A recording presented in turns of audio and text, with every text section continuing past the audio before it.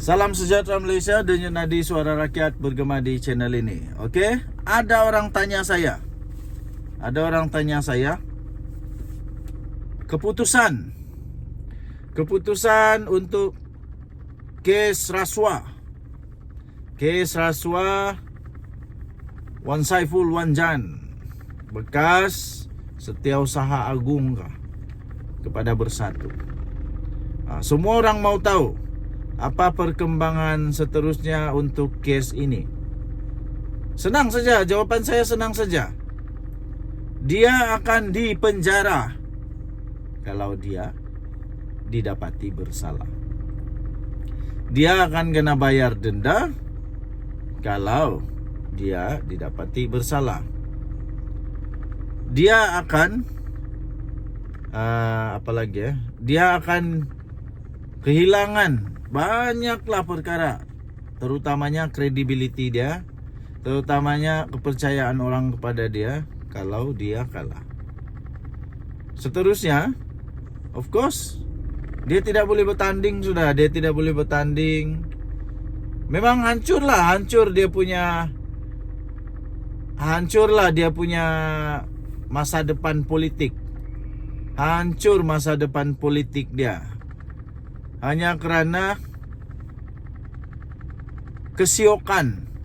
Katanya kerana kesiokan, kalau dia didapati bersalah. Kesiokan ketika dapat wang, ketika minta wang, kalau dia dapati bersalah lah.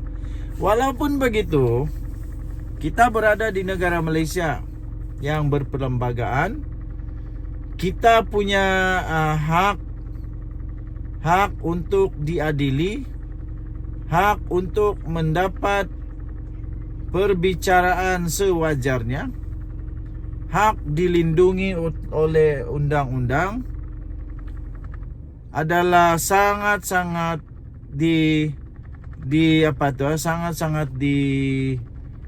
dijamin. Jadi in kontra, kalau Wan Saiful Wan Jan didapati tidak bersalah, kita harap dia dibebaskan lah kan. Dibebaskan, bukan ditangkap, bukan dipenjara. Jadi kalau begitu, kita ada satu sistem undang-undang yang dipercayai. Saya percaya, sungguh-sungguh saya percaya. Saya percaya Wan Saiful Wan Jan akan diadili sebaik mungkin. Persoalannya, adakah Wan Saiful Wan Jan akan menjadi satu lagi koleksi orang-orang kenamaan yang masuk penjara? Adakah kita akan melihat tiba-tiba saja Wan Saiful Wan Jan di sebelah sel penjara Najib Razak? Oh, kalau itu terjadi memang lucu lah. Lebih lucu lagi kan? Lebih lucu lagi kalau sudahlah Muhyiddin pun di penjara, Wan Saiful pun di penjara, semua orang di penjara. Nah, ini memang paling lucu di bumi. Kalau mereka semua didapati bersalah lah. Tapi belum tahu lagi salah atau tidak salah, kita belum tahu. Yang pasti kita mesti mendoakan supaya mereka sihat, dapat turun naik mahkamah, dan paling penting supaya mereka tidaklah menuduh, memfitnah orang-orang. Diorang pun tidak menuduh, memfitnah, kononnya ini kejam, ini zalim, ini mainan politik, kata semua begitu. Macam mana kata boleh begitu kalau ada bukti? Kan, okey? Tinggalkan komen anda. Denyut nadi suara rakyat bergema di channel ini. Jangan lupa tekan butang subscribe, like dan share. Kita jumpa lagi. Bye-bye. Salam sejahtera Malaysia. Selamat pagi tuan-tuan dan puan yang dihormati sekalian. Denyut nadi suara rakyat bergema di channel ini. Saya ada satu soalan. Ini soalan throwback. Ini soalan adalah soalan mengimbau semula. Apa sudah jadi kepada kes Jana Wibawa Muhyiddin Yassin? yang dia kata saya wallahi, dia kata siap bersumpah lagi tu, wallahi saya tak ambil walau sesen pun, saya tak ambil, tak masuk poket walau sesen pun. Duit itu masuk dalam akaun parti. Kamu masih ingat kah? Masihkah anda ingat ketika Muhyiddin Yassin dalam kempen pilihan raya, beliau berkata begitu?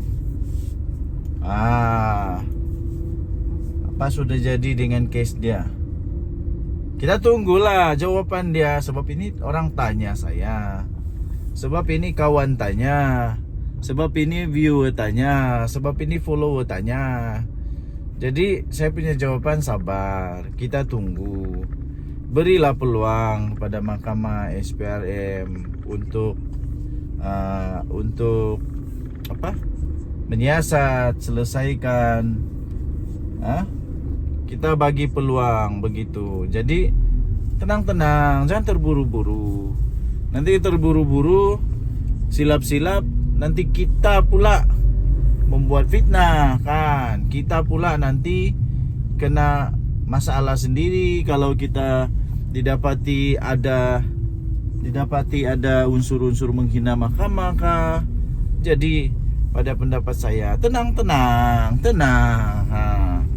Muhyiddin Yassin tak akan pergi kemana, walaupun dia selalu minta pasport kah, sebab dia mau pergi macam-macam lah. Dia punya dia punya alasan lah kan, mau pergi tengok inilah, tengok itulah, macam-macam alasan dia. Tapi tenang saja, gitulah, tenang saja, jangan buru-buru, okay? Jangan terburu-buru. Okay, so what next? Next one is kita tengok akhirnya siapa yang kena. Sebab saya percaya satu perkara. Saya betul-betul percaya satu perkara, yaitu akhirnya kebenaran pasti akan menang. Macam apa peribahasa kesimpulan bahasa. Saya ini gagal dalam peribahasa simpulan bahasa. Mungkin peribahasa lah, mungkin kan. Peribahasa bilang, kata perpatah, sepandai-pandai tupai melompat, akhirnya jatuh ke tanah juga. Kalau ditambah dengan konteks orang Sabah yang pandai makan tupai kan. Yang pandai makan tupai, sepandai-pandai tupai melompat, akhirnya masuk kuali juga, digoreng pun sedap.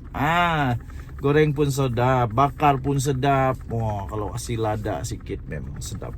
Padu sedap tu. Okay, so macam mana pun mengaku, macam mana pun kau kasih tapuk, macam mana pun tetap ketahuan juga, kedapatan juga last. Paling kesian akhirnya nanti kena jawab dengan Tuhan juga. Itulah, macam mana kau lari pun kau kena jawab juga dengan Tuhan. Macam mana kau lari pun kau tetap kena jawab dengan Tuhan. Okay, tinggalkan komen anda. Kita doakan supaya Muhyiddin Yassin sihat sampai selesai kes mahkamah, sampai selesai, sama ada dia kena penjara kah, sama ada dia kena bebas kah, kan? Begitulah. Jadi tenang saja. Oke, kita jumpa lagi. Bye bye.